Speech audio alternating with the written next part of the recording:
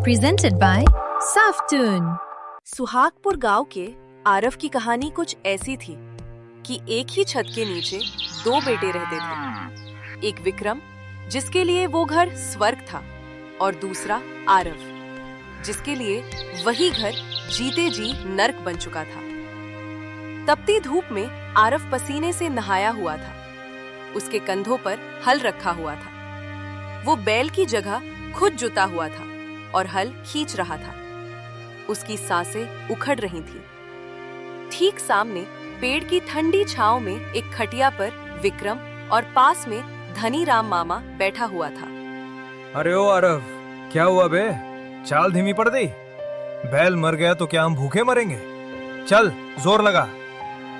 आयशा। अरे भांजे, ये सांड ऐसे नहीं चलेगा, इसे तो चाबुक चाहिए। विक्रम भैया, मामा अब और नहीं होता। सुबह से पेट में अन्न का एक दाना नहीं गया। प्यास से गला चटक रहा है। वो घड़े में थोड़ा पानी है, उसमें से एक गिलास दे दो। शरबत मेरे लिए है। माँ ने इसमें इलायची डाली है। तेरे जैसे मजदूर को पिलाकर मैं गिलास गंदा करूं क्या? सुना तूने? छोटे मालिक को प्यास लगी तो वो ये पानी पिएंगे, और तुझे प्यास लगी है तो पसीना पी अपना। चल काम कर। खून के रिश्तों में इतना फर्क था। एक भाई बादाम वाला दूध पी रहा था और दूसरा पसीने की बूंदों से प्यास बुझा रहा था। शाम हो चुकी थी। आरव लड़खड़ाता हुआ घर पहुंचा। ले मेरे लाल, दिन भर पेड़ के नीचे बैठकर पढ़ाई जो की है, दिमाग थक गया होगा, खा ले। माँ, वो देखो, आ गया आपका मुफ्तखोर। आ गया? बड़ा जल्दी काम खत्म हो गया या हल छोड़कर भाग आया? माँ, पूरा खेत जोत दिया। अब तो खड़े होने की भी ताकत नहीं है। बहुत भूख लगी है, कुछ खाने को दे दो। हाँ ठीक है, ले खा ले। और सुन, दाल खत्म हो गई है, नमक और पानी के साथ खा लेना। आरव उस जली रोटी को देखता है। उसकी आंखों में आंसू थे। वो देखता है कि विक्रम खीर खा रहा था और वो रोटी। माँ, मैं भी तो आपके बेटे जैसा हूँ। पिताजी कहते हैं आप मुझे सगे बेटे जैसा प्यार दोगी। आज जबान लड़ाता है। सगा सगा होता है और सौतेला सौतेला। मेरा बेटा राज करने के लिए पैदा हुआ है और तू मजदूरी करने के लिए। अपनी औकात में रह। एक पिता घर की नींव होता है, लेकिन जब नींव ही हिल जाए तो दीवारें गिरने में वक्त नहीं लगता। हरिराम, जो आरव के पिता थे, उनका दुर्घटना में एक पैर चला गया था। वो ना तो चल सकते थे और ना ही कुछ बोल पाते थे। पिताजी, आपने तो कहा था कि माँ मुझे अपने बेटे जैसा रखेंगी। दिन भर खेत में आप सभी को पालने के लिए मेहनत करता हूँ, लेकिन हमें तो फिर भी यहाँ सही से 2 वक्त का खाना भी नसीब नहीं हो रहा है। वो हमें अपना बेटा समझती ही नहीं है। कमला को डर था कि कभी ना कभी वो हिस्सा मांग लेगा। अब उसे रास्ते से हटाने की आखिरी चाल चली गई। धनीराम, तेरे जीजा जी की हालत देखकर लगता है कि वो अब ज्यादा दिन तक नहीं रहने वाले। अगर उनके जाने के बाद ये आरव अपना हिस्सा मांग लिया तो हमें गांव की रीति रिवाज के हिसाब से उसे देना ही होगा। अगर हमने ऐसा नहीं किया तो सारा गांव हमें दोष देगा। नहीं जीजी, ये लौंडा बहुत ढीठ है। इतनी बेइज्जती खाकर भी घर नहीं छोड़ रहा। उस रात में सन्नाटा था, लेकिन हरिराम के सीने में तूफान मचा हुआ था। बरसों की बेबसी और बीमारी ने आखिरकार उनके शरीर को तोड़ दिया था। पिताजी, पिताजी आंखें खोलिए। आपको तो बहुत तेज बुखार है। शरीर आग की तरह तप रहा है। पिताजी, मैं अभी माँ से कहकर वैद्य जी को बुलवाता हूँ। माँ, ओ माँ, दरवाजा खोलिए। पिताजी की तबीयत बहुत बिगड़ गई है। वह सांस नहीं ले पा रहे हैं। मुझे कुछ पैसे दे दीजिए, मैं डॉक्टर को ले आऊं। माँ। क्या है रे मनहूस, आधी रात को क्यों छाती पीट रहा है? ना खुद सोता है ना हमें सोने देता है। माँ, मैं आपके पैर पड़ता हूँ। पिताजी बचेंगे नहीं। उन्हें तुरंत इलाज की जरूरत है। मुझे थोड़े पैसे दे दीजिए। पिताजी को बहुत तेज बुखार है। अरे क्या नाटक है माँ इसका? क्यों बेजा चाट रहा है? सुन रहे आरव, तिजोरी की चाबी क्या तेरे बाप ने मुझे दी थी? और किस बात का इलाज? अरे वो तो वैसे भी खाट पर पड़ा पड़ा सड़ रहा है। वो जिंदा भी है तो मुर्दे के समान ही है, ना कमा सकता है ना चल सकता है। माँ, ये आप क्या कह रही हैं? वो मेरे पिता हैं, आपके पति हैं। सिंदूर है वो आपका। सिंदूर और सुहाग तब अच्छा लगता है जब वो घर में 4 पैसे लाए। जो आदमी खुद अपनी मैली धोती नहीं बदल सकता, उस पर मैं जमा पूंजी फूंक दूं। जा भाग यहाँ से। अगर उसकी मौत आई है तो उसे कोई नहीं रोक सकता। डॉक्टर बुलाकर पैसे बर्बाद करने का मुझे कोई शौक नहीं है। माँ, मेरी बात तो सुनो माँ। उस बंद दरवाजे ने आरव को बता दिया था कि पत्थर की मूरत से दया की भीख मांगना बेकार है। वो वापस अपने पिता के पास आया। उस रात आरव ने अपनी आंखों के सामने अपने भगवान को तिल तिल कर मरते देखा। उसके पास सिर्फ आंसू थे, ना दवा थी ना दुआ काम आ रही थी। अगली सुबह सूरज तो उगा, लेकिन हरिराम की आंखों का सूरज हमेशा के लिए डूब चुका था। वो जा चुके थे।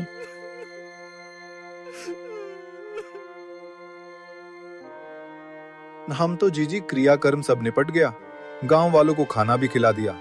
अब घर का कुछ शुद्धिकरण करना पड़ेगा। सही कह रहे हो मामा। वैसे भी घर में राशन कम पड़ रहा है और खाने वाले मुंह ज्यादा है। माँ, मैं कल से खेत पर ज्यादा काम करूंगा। पिताजी नहीं रहे तो उनकी कमी मैं पूरी करूंगा। तू पूरी करेगा कमी? अरे ओ, अब भाग। जिस बाप के दम पर तू यहाँ टिका था वो तो गया, अब तेरा इस घर में क्या काम? माँ, ये मेरा भी तो घर है। तेरा घर? अरे विक्रम, जरा कागज तो दिखा इसे। देख, पिताजी मरने से पहले सब कुछ माँ के नाम कर गए हैं और माँ चाहती है कि तू अब यहाँ न रहे। तू पनौती है, पनौती। सीधी बात ये है आरव कि अब मैं तेरा मनहूस चेहरा नहीं देखना चाहती। निकल जा मेरे घर से इसी वक्त। माँ, मैं कहाँ जाऊंगा? मेरे पास ना पैसा है ना कोई ठिकाना। कम से कम मुझे नौकर समझकर ही एक कोने में पड़े रहने दो। नौकर पालने के लिए भी पैसे लगते हैं और तू तो मुफ्त की रोटियां तोड़ने वाला है। चल निकल। कमला उसका हाथ पकड़कर घर से बाहर निकाल देती है। जिस घर की ईंटें उसने अपने पसीने से सींची थी, आज उसी घर ने उसे अजनबी बना दिया था। आखिरकार भारी कदमों से उसने अपनी किस्मत को स्वीकारा और उस गांव की पगडंडी पकड़ ली जो जंगल की तरफ जाती थी, जहां इंसानों से ज्यादा रहम शायद जानवरों में होता है। चलते चलते आरव एक घने जंगल में पहुंचा। भूख और प्यास से उसका हलक सूख रहा था, लेकिन दिल का दर्द पेट की भूख से कहीं बड़ा था।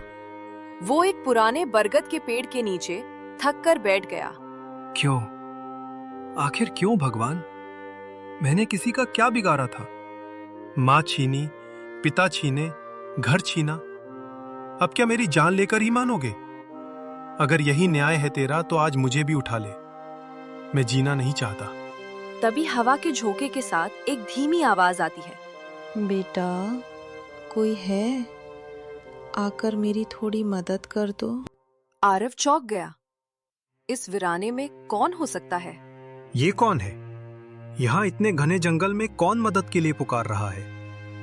उसने आंसू पोंछे और आवाज की दिशा में बढ़ा। झाड़ियों के पीछे एक पेड़ के नीचे एक बूढ़ी अम्मा बैठी थी। अरे, ये तो कोई बूढ़ी अम्मा है।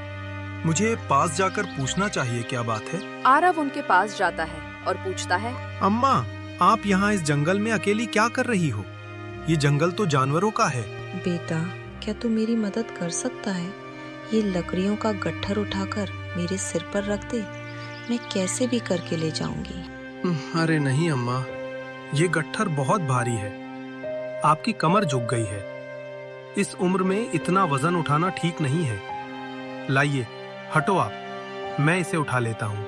ना बेटा, तू क्यों कष्ट करेगा? तू तो खुद थका हारा लग रहा है।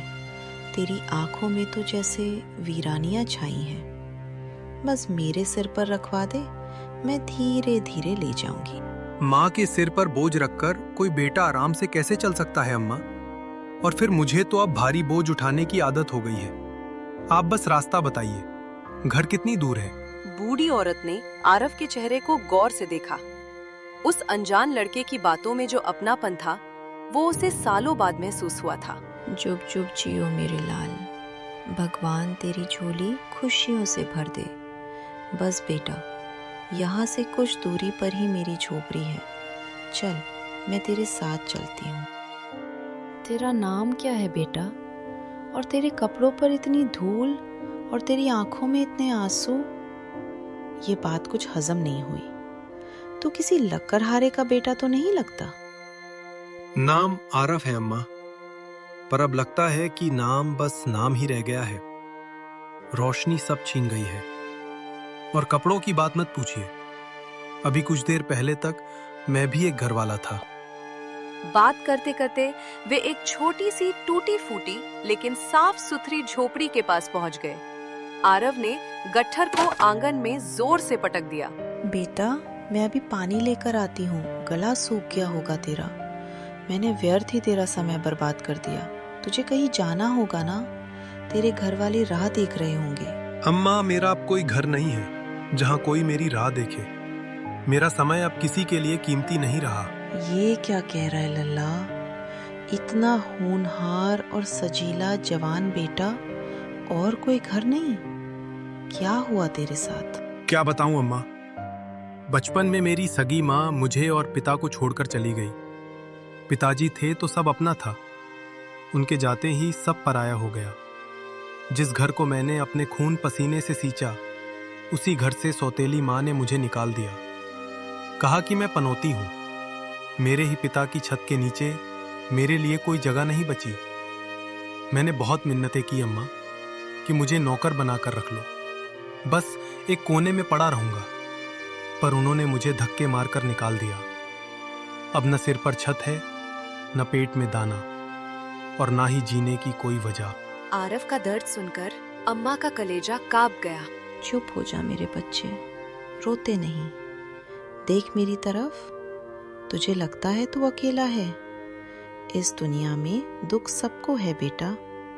तू कह रहा था ना कि तेरा कोई घर नहीं है। देख, ये टूटी फूटी झोपड़ी ही सही, पर आज से ये तेरा घर है। अम्मा, आप मुझे आसरा दोगी? मैं एक अजनबी हूँ और मेरे पास आपको देने के लिए कुछ भी नहीं है। मैं तो खुद एक बोझ हूँ। कैसी बात करता है पगले? तू बोझ नहीं, मेरे बुढ़ापे की लाठी है। बोल, क्या तू इस बेबस बुढ़िया का बेटा बनेगा? क्या मुझे माँ कहकर पुकारेगा? आरव ने अम्मा की आंखों में देखा। वहां वही ममता थी, वही तड़प थी, जिसके लिए वो अपनी सौतेली माँ के सामने गिड़गिड़ा रहा था। जो प्यार उसे अपने घर में नहीं मिला, वो आज इस पराई झोपड़ी में मिल रहा था। अम्मा, मुझे लगा था मेरा सब कुछ लुट गया, लेकिन भगवान ने मुझसे पत्थर की मूरत वाली माँ छीनकर आज साक्षात देवी जैसी माँ दे दी। मैं आपका बेटा बनकर रहूंगा अम्मा, मैं आपकी हर सेवा करूंगा।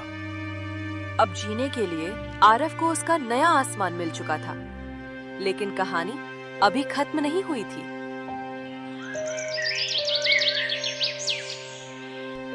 अगली सुबह आरव की आंखों में एक नई उम्मीद थी। उसे अब सिर्फ अपने लिए नहीं, बल्कि उस बूढ़ी माँ के लिए भी जीना था, जिसने उसे आसरा दिया था। वो काम की तलाश में गांव के सबसे बड़े और खूंखार जमींदार ठाकुर गजेंद्र सिंह की हवेली पहुंचा। पास में उसका चालाक चमचा कालिया खड़ा था। राम राम मालिक, मैं परदेसी हूँ, काम की तलाश में आया हूँ। अगर आपके खेतों में कोई मजदूरी मिल जाती तो बड़ी कृपा होती। परदेसी, हम बाहर के लोगों को तो काम देते नहीं, तुझे क्यों दें? शक्ल से तो तू चोर उचक्का लगता है। निकल जा यहाँ से, हमारे पास फालतू लोगों के लिए कोई जगह नहीं है। मालिक, मैं मुसीबत का मारा हूँ, चोर नहीं। आप जो कहेंगे मैं वो काम करूंगा, भले ही पैसे कम दीजिएगा, बस अनाज दे दीजिएगा। कहाना नहीं है काम, बहरा है क्या? आरव निराश होकर लौटने ही वाला था कि तभी कालिया की आंखों में एक चमक आई। वो झुककर ठाकुर के कान में फुसफुसाया। अरे सरकार, जाने मत दीजिए, रुकिए मालिक। वो काली टेकरी वाली बंजर जमीन याद है, जहां पत्थर के सिवा कुछ नहीं उगता? हम बरसों से उसे आबाद करने की सोच रहे हैं, पर मजदूरी के डर से कोई तैयार नहीं होता। इस परदेसी को वहां झोंक देते हैं। लेकिन वहां तो घास भी नहीं उगती, ये क्या कर लेगा? यही तो फायदा है सरकार, इससे कहेंगे कि फसल का आधा हिस्सा तेरा।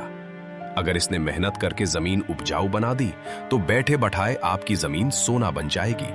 और अगर कुछ नहीं होगा तो हमारा क्या गया? मेहनत इसकी, पसीना इसका। ठाकुर के चेहरे पर एक कुटिल मुस्कान आ गई। उसे कालिया की चाल समझ आ गई थी। चित भी मेरी, पट भी मेरी। ए लड़की, रुक। देख, मेरा दिल बहुत बड़ा है, तुझे खाली हाथ नहीं लौटाऊंगा। गांव के दक्षिण में मेरी एक जमीन है जो थोड़ी पथरीली है।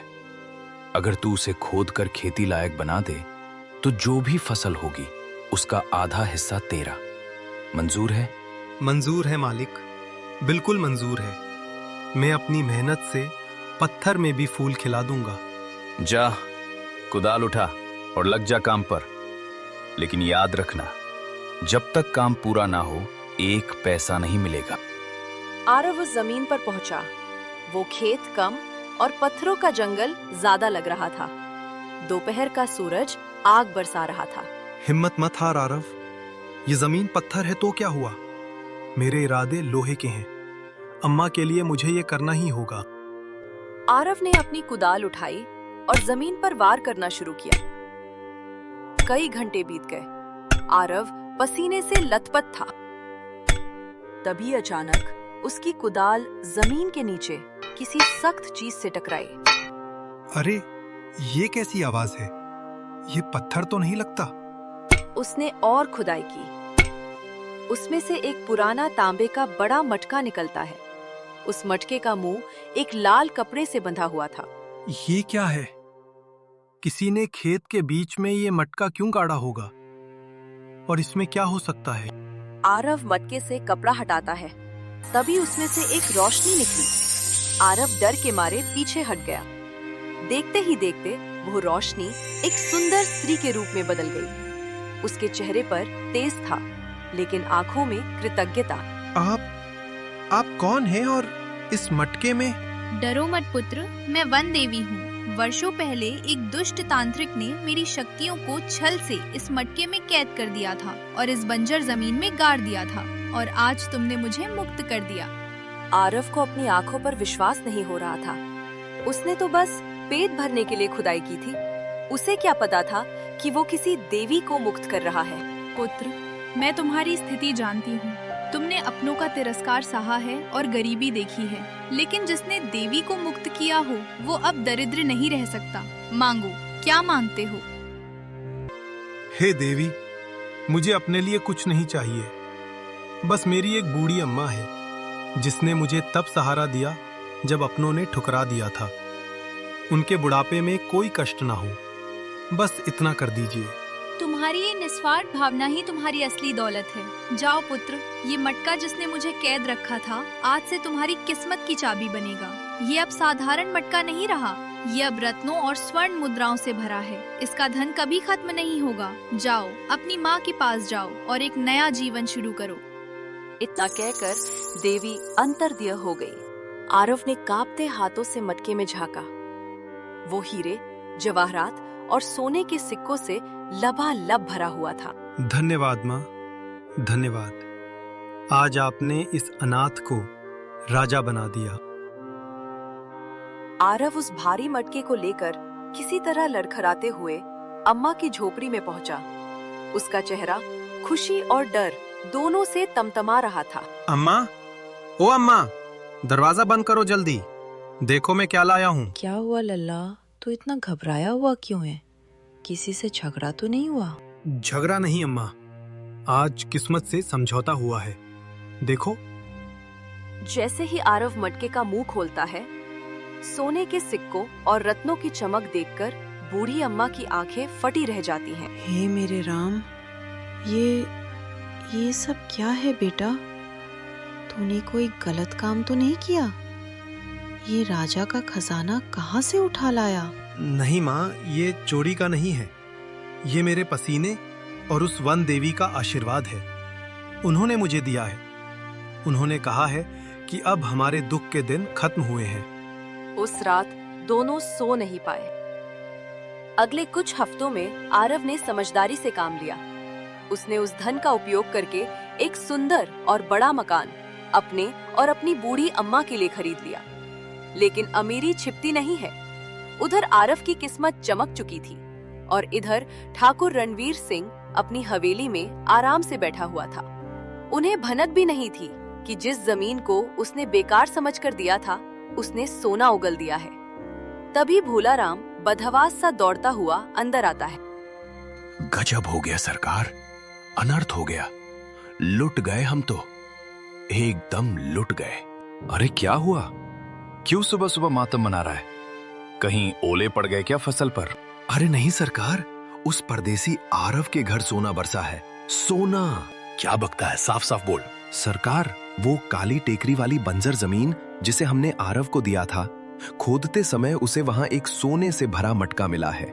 सुना है उसमें इतना हीरा जवाहरात और सोना है कि वो अब हमसे भी बड़ा सेठ बन गया है। उसने बाजार में नई हवेली भी खरीद ली है। क्या? खजाना मेरी जमीन में गिरा था और मुझे पता नहीं चला, और तेरे कहने पर मैंने उसे वो जमीन दी थी।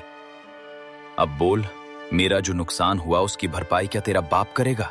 माफ कर दीजिए सरकार, मुझे क्या पता था कि पत्थरों के नीचे लक्ष्मी बैठी है। पर सरकार, अभी भी बाजी हाथ से नहीं गई है। क्या मतलब? वो मटका तो ले गया, अब क्या खाकबाजी बची है? सरकार जरा सोचिए, हमारा सौदा क्या हुआ था? आपने कहा था जो फसल उगेगी उसका आधा हिस्सा तेरा। सौदा फसल का था, खजाने का नहीं। जमीन के कागज आज भी आपके नाम है, और जमीन के पेट में जो भी निकलता है वो जमीन मालिक का होता है, मजदूर का नहीं। वाह, मान गए तेरी लोमड़ी जैसी बुद्धि को। सही कह रहा है तू। खेत में गेहूं उगे तो किसान का, लेकिन अगर सोना निकले तो वो जमीन मालिक का। बिल्कुल सरकार, वो परदेसी लड़का है, उसे कानून का क्या पता। हम सीधा राजा साहब के पास जाएंगे। तो आज ही राजा के दरबार में पेशी होगी। उस आरव के बच्चे को मैं बता दूंगा कि शेर के मुंह से निवाला छीनने का अंजाम क्या होता है। चलो। लालच में अंधे होकर ठाकुर रणवीर सिंह और उसका चमचा भोलाराम आरव को लेकर राजा के दरबार में पहुंच गए। दुहाई हो महाराज, मेरे साथ घोर अन्याय हुआ है। ये आरव मेरा मजदूर था। जिस जमीन से ये खजाना निकला वो जमीन मेरी है, पुश्तैनी है। तो जमीन के नीचे का गड़ा धन भी मेरा हुआ ना। इस लड़के ने मेरे साथ छल किया है। राजा ने आरव की तरफ देखा। आरव, क्या ये सच है कि जमीन ठाकुर की थी? जी महाराज, जमीन इन्हीं की थी, लेकिन शर्त ये थी कि फसल का आधा हिस्सा मुझे मिलेगा। और महाराज, वो खजाना मुझे सीधे गला हुआ नहीं मिला। मैंने वहां फसल उगाने के लिए खुदाई की थी, तभी मुझे एक मटका मिला। जब मैंने उसे खोला तो उसमें से देवी निकली। मुझे ये धन उन्होंने मेरे परिश्रम और मेरी मां की सेवा के लिए वरदान में दिया है। अगर मैं खुदाई ना करता तो ये धन अनंत काल तक मिट्टी में ही रहता। राजा ने ठाकुर से पूछा, ठाकुर रणवीर सिंह, क्या तुम्हें पता था कि वहां कोई रहस्यमयी जादुई मटका है? नहीं महाराज, मुझे पता होता तो मैं इसे खोदने क्यों देता? राजा कुछ देर सोचने लगे और फिर बोला, यही न्याय है। अगर तुम खोदते तो शायद तुम्हें केवल पत्थर मिलते। देवी ने पात्र देखकर धन दिया है, भूस्वामी देखकर नहीं। जमीन तुम्हारी हो सकती है, लेकिन भाग्य उसका होता है जो कर्म करता है। ये खजाना आरव का है, और क्योंकि ये देवी का वरदान है, इसे छीनना राज्य पर विपत्ति ला सकता है। राजा के फैसले ने आरव की जीत पक्की कर दी। आरव अब आधिकारिक रूप से उस संपत्ति का मालिक था। कुछ दिन बीते। एक शाम आरव अपने कक्ष में आया तो देखा कि बूढ़ी अम्मा बैठी रो रही थी। अम्मा, आप रो रही हैं? क्या हुआ? क्या किसी नौकर ने कुछ कहा या मेरी कोई बात बुरी लगी? बताइए ना। तकलीफ तो दूर नहीं कर सकता बेटा, क्योंकि ये तकलीफ मैंने ही तुझे दी है। मैं समझा नहीं अम्मा। आरव, तूने कभी पूछा नहीं कि मैं उस जंगल में अकेली क्यों थी? मेरा असली नाम क्या है? मेरे लिए आप बस मेरी माँ है। नाम से क्या फर्क पड़ता है? फर्क पड़ता है बेटा, बहुत फर्क पड़ता है। मैं कोई अनजान औरत नहीं हूँ। मैं ही तेरी वो बदनसीब माँ सावित्री हूँ जो तुझे बचपन में छोड़कर चली गई थी। क्या आप मेरी असली माँ है? हालात ने मुझे मार ही दिया था बेटा। जब तू छोटा था तो तेरे पिता की बीमारी और गरीबी ने हमें तोड़ दिया था। मैं काम की तलाश में शहर गई थी, लेकिन पीछे से लोगों ने खबर उड़ा दी कि मैं भाग गई। जब मैं 1 महीने बाद लौटी तो तेरे पिता दूसरी शादी कर चुके थे। ये दुख मैं सह नहीं पाई और वहां से यहाँ चली आई। नहीं माँ, मेरी सौतेली माँ ने मुझे घर से निकाला तो भगवान ने मुझे उसी रास्ते पर भेजा जहां आप थीं। देखो, खून ने खून को कैसे पहचान लिया। हम अनजाने में ही सही मिल तो गए। बरसों की जुदाई आज आंसुओं में बह गई। हवेली में खुशियां तो थीं, लेकिन अभी नियति का एक और खेल बाकी था। हटो यहाँ से, ये सेठ आरव बाबू का घर है, कोई धर्मशाला नहीं। भागो यहाँ से, भिखारी कहीं के। ये शोर कैसा है? माँ, आप रुकिए, मैं देखता हूँ। आरव बाहर आया। उसने देखा कि गेट पर 2 फटेहाल मैले कुचैले भिखारी खड़े हैं, एक औरत और एक जवान लड़का। आरव ने उन्हें देखते ही पहचान लिया। कमला काकी, विक्रम। दोनों चौंक कर देखने लगे। आरव को रेशमी कपड़ों और सोने के गहनों में देखकर उनकी आंखें फटी रह गईं। आरव, तू यहाँ का मालिक है? हाँ काकी, ये वही पनौती आरव है जिसे तुमने धक्के मारकर निकाला था। लेकिन तुम्हारी ये हालत कैसे हुई? और भानु मामा कहाँ हैं? वो तो कहते थे ये सब उनका है। भैया मुझे माफ कर दो। वो भानु मामा सगा नहीं, सांप था। उसने पिताजी की वसीयत में हेरा फेरी करके सारी जमीन जायदाद अपने नाम करवा ली और फिर हमें लात मारकर घर से निकाल दिया, ठीक वैसे ही जैसे हमने तुम्हें निकाला था। ये मेरे कर्मों की सजा है आरव। मैंने तेरे साथ जो किया, भगवान ने वही मेरे साथ किया। मेरा सगा बेटा आज भिखारी है और सौतेला बेटा राजा है। मुझे माफ कर दे या धक्के मारकर निकाल दे। अब यही मेरी किस्मत है। आरव के पास अब बदला लेने का पूरा मौका था। वो उन्हें धक्के मरवा सकता था, लेकिन उसने अपनी माँ की तरफ देखा जो अब दरवाजे पर खड़ी थी। काकी, मैं कमला का बेटा नहीं, सावित्री का बेटा हूँ और मेरी माँ ने मुझे किसी को भूखा रखना नहीं सिखाया। आरव, तू मुझे माफ कर रहा है? माफ तो ऊपर वाला करता है काकी। मैं तो बस अपना धर्म निभा रहा हूँ। आप इस घर में रह सकती हैं, लेकिन मालकिन बनकर नहीं। कहानी ने अपना चक्र पूरा कर लिया था। जिसने दूसरों का हक छीना वो सड़क पर आ गया, और जिसने सब कुछ खोकर भी नेकी नहीं छोड़ी वो महलों का राजा बन गया। ऐसी ही और रोमांचक वीडियो देखने के लिए सर्फ टून को सब्सक्राइब करें और बेल आइकन दबाना ना भूलें।